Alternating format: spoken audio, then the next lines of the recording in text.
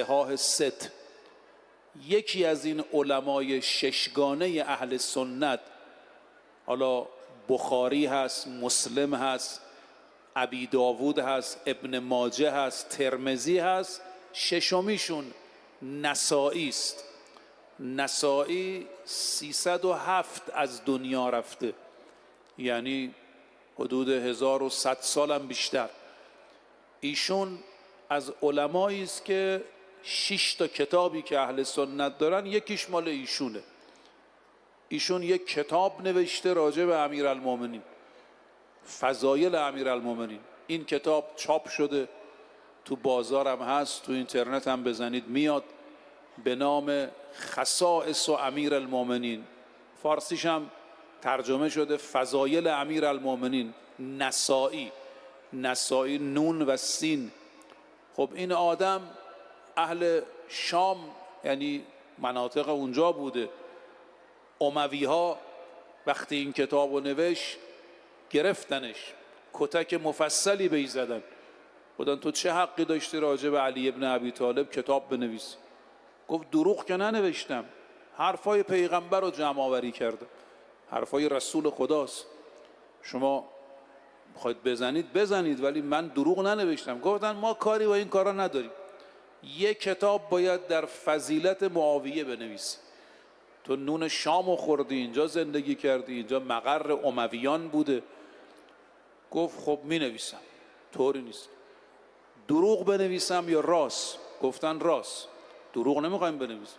یه کتابی که پیغمبر راجع به معاویه، فضائلی که گفته، ویژگی هایی که گفته، خصوصیاتی که داره.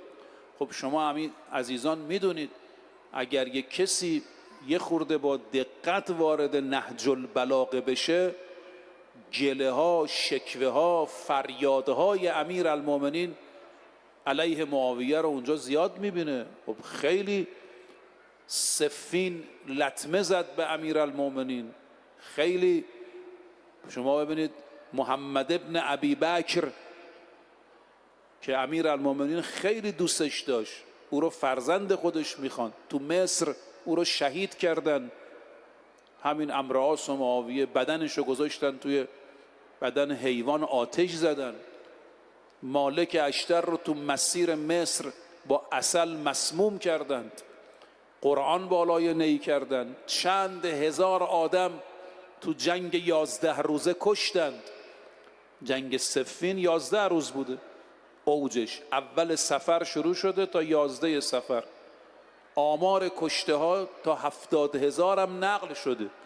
خب حالا این آدم، نسائی گفت باش به من مهلت بدید.